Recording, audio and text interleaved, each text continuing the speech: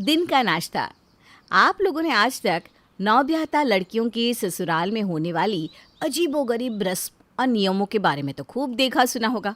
हर लड़की जब शादी करके ससुराल नामक ग्रह पर पहुंचती है तो उसे पता चलता है कि आज तक उसके सीखे हुए ज्ञान, गुण और संस्कार वो तो बस एक कचरा है, और असली ज्ञान वो है जो सासू माँ के मुखमंडल से फूट रहा है।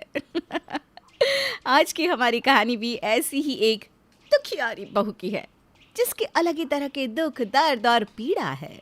वैसे तो हमारी नई बहुरिया का नाम मानवी है, लेकिन प्यार दुलार से मम्मी पापा उसे मनु कहकर बुलाते थे।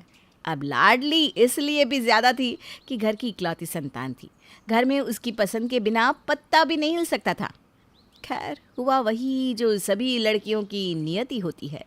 कुछ ही दिनों में मनु का रिश्ता अभिमन्यु से हुआ और वो शादी करके अपने ससुराल आ गई। मन्नू की शादी को अभी 2 दिन ही हुए थे। एक एक करके मेहमान अपने अपने घरों को लौटने लगे थे। 2-3 दिन में घर पूरा खाली हो गया था। मनु अभी नए माहौल में एडजस्ट करने की कोशिश कर ही रही थी कि सुबह सुबह 5 बजे अलार्म ने उसकी नींद तोड़ दी। अरे यार मनु, इतने सुबह सुबह अलार्म क्यों बज रहा है तुम्हारा? अलार्म बंद करके सो जाओ ना चुपचाप। कैसी बात कर रहे हैं अभी? कल मम्मी जी ने मुझसे पहली रसोई करवा दी है। अब मुझे जल्दी उठकर सबके लिए नाश्ता भी तो तैयार करना होगा ना, इसलिए मैंने सुबह उठने के लिए अलार्म लगाया है। अरे कैसा नाश्ता? सो जाओ चुपचाप। हमारे यहाँ कोई नाश्ता वाश्ता नहीं बनता। कैसी बात कर रहे हो आप? लगता है अभी भी नींद नहीं हो। अरे भाई, सुबह हो गई है तो नाश्ता तो बनाना ही पड़ेगा ना। मैं नींद में नहीं हूँ, जो मैंने कहा वही सच है। हमारे घर में नाश्ता करने का कोई प्रचलन नहीं है। हम लोग सुबह सुबह नाश्ता नहीं करते, सिर्फ दोपहर में लंच करते हैं और रात को डिनर। तो तुम्हें ना ज़्यादा टेंशन लेने की ज़रूरत नहीं है। अलार्म बंद करो और आराम से सो जाओ। 7 बजे उठना, नहाकर मेरे साथ नीचे चलना। बड़ी अजीब सी बात है। मैं तो ये पहली बार सुन रही हूँ कि सुबह उठकर नाश्ता ही नहीं बनता। अरे तो क्या खाते हैं आप लोग? कुछ नहीं, जब बनता ही नहीं तो खाते भी नहीं। इसमें इतना सरप्राइज होने वाली कौन सी बात है? सबके घर के अपने तौर तरीके होते हैं, तो ये हमारे घर का तरीका है। हम लोगों ने कभी बचपन से नाश्ता किया ही नहीं। अभी की बातें मनु के सर के ऊपर से जा रही थी। देखो अभी, मजाक मत करो, ये मजाक वाली बात नहीं है। मैं समय पर नीचे नहीं पहुंची तो माँ जी को अच्छा नहीं लगेगा।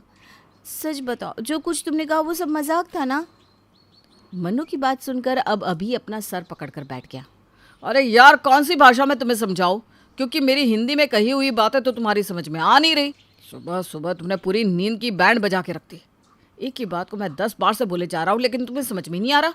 यार इतना मुश्किल क्या है? छोटी सी बात है, हमारे यहाँ नाश्ता नहीं बनता, बस बात खत्म। सो जाओ चुपचाप। नई शादी थी, इसलिए अभी किसी से भी ज़्यादा सवाल जवाब करने की मनु की हिम्मत नहीं पड़ रही थी। इसलिए पति के कहे अनुसार वो चुपचाप बिस्तर पर लेट जाती है और अभी के साथ तैयार होकर 7:30 बजे नीचे पहुंचती है। अरे मानवी बेटा, आओ आओ। देखो, अपने यहाँ के सब रीति रिवाज हम तुम्हें बता दे रहे हैं। बेटा, सुबह उठकर मंदिर में दीपक ज़रूर जलाना है, फिर तुलसी में दिया जलाकर ही रसोई में आना। जब मेरी शादी हुई थी ना, तो मेरी सास ने भी मुझे यही समझाया था। अब तुम्हारी बारी है। देखो बेटा, ये रस्में रीति रिवाज ऐसे ही पीढ़ी दर पीढ़ी आगे बढ़ते जाते हैं। समझो, यही बुज़ुर्गों की धरोहर होती है। जितनी जल्दी इस घर के नियम कानून कायदों को अपना लोगी, ये घर भी तुम्हें अपना लेगा। फिर देखना कैसे तुम्हें ससुराल अपना घर लगने लगेगा। सास की प्यार भरी बातें सुनकर मनु के मन को बड़ा सुकून पहुंचा था। लेकिन 10 बजते बजते सासू माँ की बातों का असर कम होने लगा और भूख उस पर हावी होने लगी। क्या करूं? भूख से मेरी तो हालत ख़राब हुई जा रही है। आज सच्ची मम्मी के हाथों का बना हुआ नाश्ता इतना याद आ रहा है कि क्या बताऊं। मम्मी रोज़ मेरे पीछे पीछे घूमती थी, नाश्ता खा ले नाश्ता खा ले, और मैं हमेशा मम्मी को टालती रहती थी। पापा का तो ये नियम था कि दिन की शुरुआत कोई भी खाली पेट नहीं करेगा। घर से निकलने से पहले सबको भरपेट नाश्ता करके ही निकलना है। और एक मेरा ससुराल है, यहाँ पर कोई नाश्ते का मतलब ही नहीं समझता। अब मैं सासू माँ को कैसे समझाऊँ कि 25 सालों से खाने की जो आदत बनी हुई है उसे एक दिन में छोड़ पाना इतना आसान नहीं है। भूख अब मनु के बर्दाश्त से बाहर होती जा रही थी, इसलिए उसने 11 बजते बजते रसोई के डब्बे टटोलना शुरू कर दिया। 2-4 बिस्किट और नमकीन खाने के बाद अब उसे पहले से थोड़ा बेहतर महसूस हो रहा था। तभी सास की आवाज़ उसके कानों में पड़ी। बेटा मनु, अब ऐसा करो, दोपहर के लंच की तैयारी कर लो। सब्जियां लाकर मुझे दे दो, मैं काट देती हूँ, तब तक तुम बाकी के काम देख लो।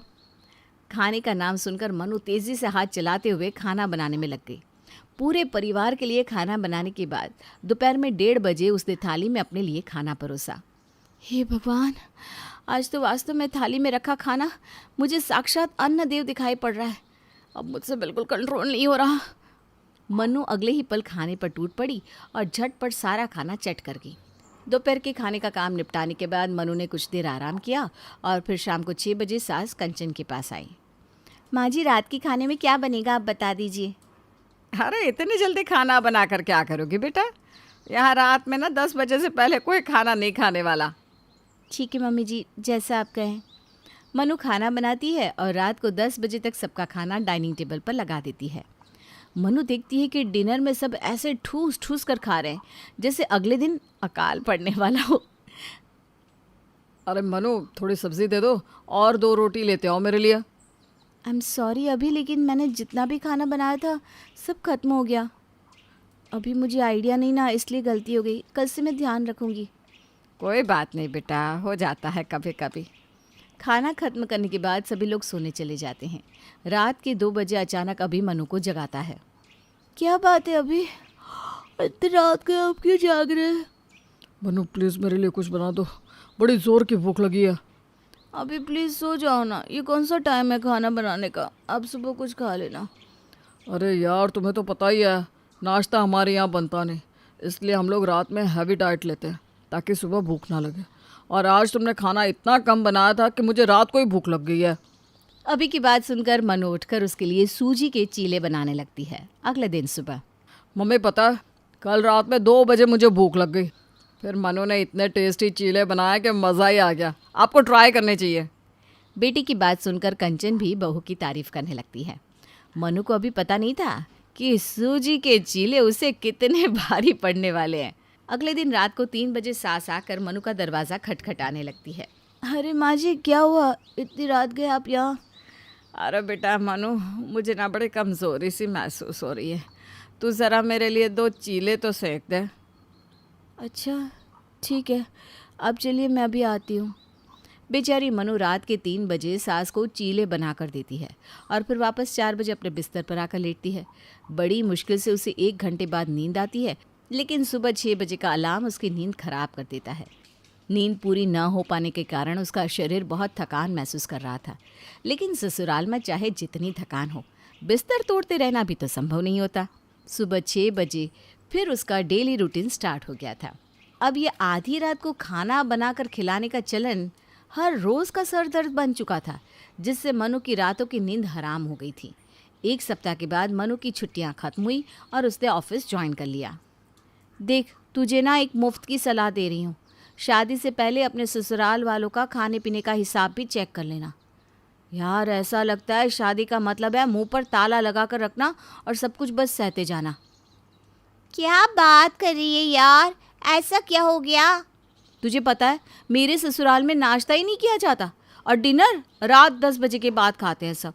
उसके बाद भी हर रोज़ कोई ना कोई आधी रात को मेरे रूम का दरवाज़ा पीटने लगता है। क्यों भला, कोई तेरा दरवाज़ा क्यों पीटेगा? अरे बाबा, आधी रात को पकवान जो खाने रहते हैं, सुबह नाश्ता नहीं बनेगा ऐसा सोचकर ये लोग आधी रात को मेरा दरवाज़ा पीटकर मुझसे खाना बनवाते हैं, जिसकी वजह से मेरी नींद भी पूरी नहीं हो पाती और मेरा अगला दिन ख़राब हो जाता है। रोज़ आधी नींद सो पाने के कारण मेरे चेहरे की सारी चमक ही गायब हो गई है। दिन भर ऑफिस में पीसो और रात में जग कर सबको स्नैक्स बना कर दो। क्या करूँ, समझ में नहीं आ रहा।